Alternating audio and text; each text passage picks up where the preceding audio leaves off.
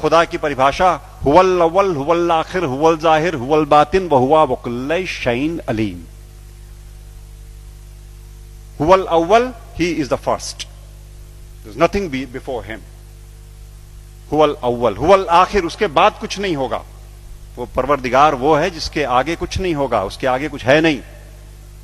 हुवल जाहिर, जितना दिखता है वो सब वही है। हुवल बातिन, जो हमें दिखता है वही थोड़ी है। चंद्रमा का पिछला हिस्सा नहीं दिखता तो क्या है नहीं? तो जो तुम्हें नहीं दिखता लेकिन है वो भी वही है। हुवल जाहिर हुवल बातिन वहुवा वकुल्ल शैइन अलीम, हर बातों को जानने वाला है वो। और क्या कहते हैं वेद, क्या कहते हैं? शिव सहस्त्र नाम में भगवान शंकर के 1000 नाम हैं। अनाद्यंतः व्यक्ता व्यक्तः बहुश्रुतः। अनाद्यंतः, जिसका आदि नहीं, जिसका अंत नहीं। अनाद्यंतः व्यक्ता व्यक्तः, जो व्यक्त है वो सारा वही, जो अव्यक्त है वो वही। बहुश्रुतः, सर्वज्ञ, सब कुछ जानने वाला, कॉन्शियसनेस का सोर्स है ना वो, इसलिए सब कुछ जानने वाला वही परमात्मा, वही परवरदिगार। और Bible, I am the alpha and the omega, I am the alpha and the omega, I am the first and the last. किससे लड़ रहे हो और क्यों लड़ रहे हैं?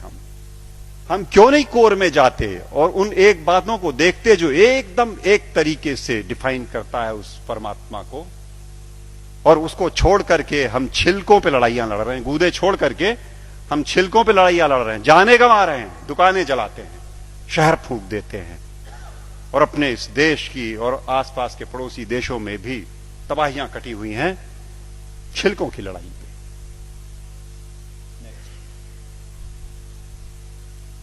सूफी फकीर कहता है अन अल हक, ट्रांसलेटेड इट मीन्स अहम ब्रह्मास्मि, आई एम द सेम। अन अल हक, ये सूफी फकीर बोलते हैं। लेकिन हम हैं कि लड़ने से बाज नहीं आने वाले। हम हैं वो इसे नहीं सुनेंगे, न मानने को तैयार होंगे। वो वही बात होली बाइबल जब कहती है कि I am the way the truth and the life, no one cometh unto the father but by me. But by me means through the soul, जो हमारे अंदर वो ज्योति का पुंज है, उसी के थ्रू रास्ता अंदर जाएगा। एक बात और, वेद कहते हैं न तस्य प्रतिमा अस्ति यस्य नामा महद्यशः, उसकी परवरदिगार की कोई मूर्ति नहीं बन सकती। वेद कहते हैं निराकार ब्रह्म को जब परिभाषित करते हैं तो कहते हैं न तस्य प्रतिमा अस्ति यस्य नामा महद्यशः। गुरुजी बैठे हुए हैं, कुछ अगर खोट हो तो टोक देंगे। वो जो मूर्ति पूजन गलत नहीं है, अपने हिसाब से उन्होंने कहा वो इनिशियल स्टेजेस में आपके लिए ठीक है, करो आप, भाव आपने वहां प्रतिष्ठा की, आपको परिणाम देगा। लेकिन सच मायने में जो निराकार पर ब्रह्म है उसकी मूर्ति वूर्ति नहीं बननी।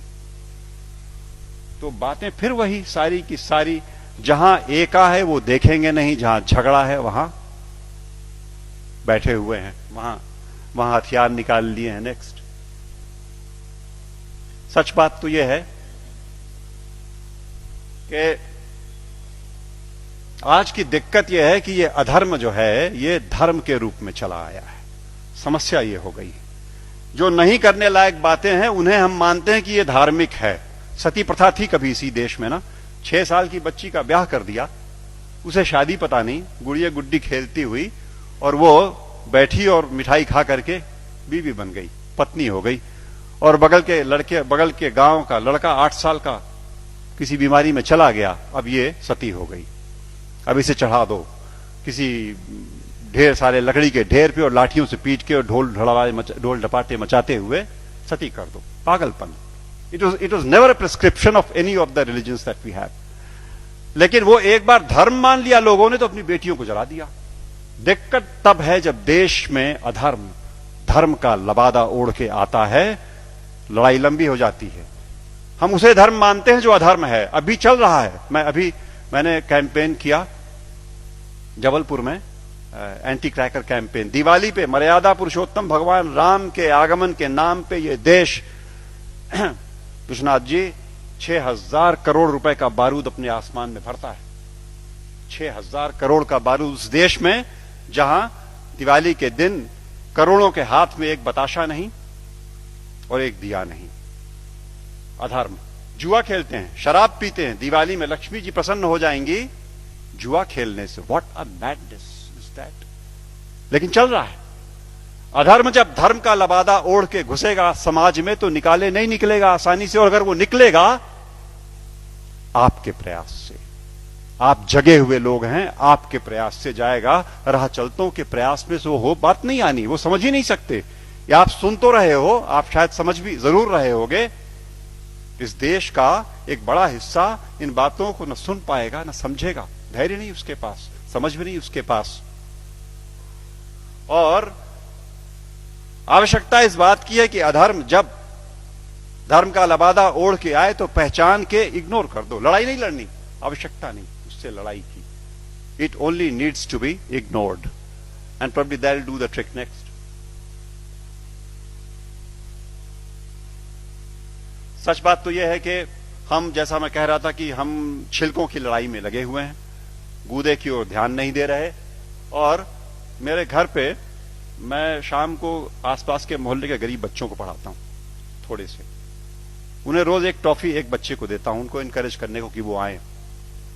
और वो अब जाके थमा है कुछ दिनों पहले, वरना रोज का झगड़ा था। एक टॉफी लाल रैपर में, हरे रैपर में, पर्पल रैपर में।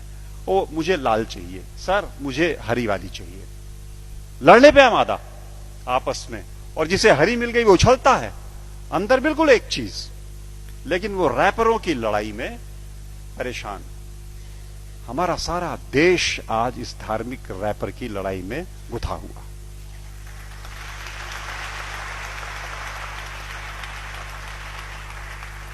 और यकीन मानो आपकी वो परवरदिगार ऊपर से देखता होगा तो बड़ा हंसता होगा।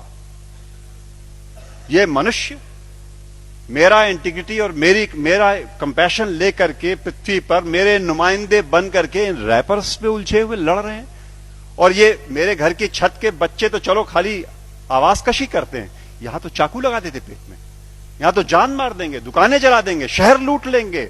उन रैपर्स की लड़ाई में कब तक चलेगा मित्रों? सच बात तो यह है, मैं हल्का महसूस कर रहा हूं आज आपके बीच में ये बातें कह करके। मैंने ये बोझ उतार करके आपके कंधे पे डाला। आज मैं अकेला था ये बात बोलने को। आज के बाद आप सबके ऊपर ये जिम्मेदारी है कि आप एक बार रुको, ठहरो, सोचो, जागरूक हो और जागरूक करो औरों को, वरना ये देश की तबाही ऐसे ही चलती रहेगी। नेक्स्ट।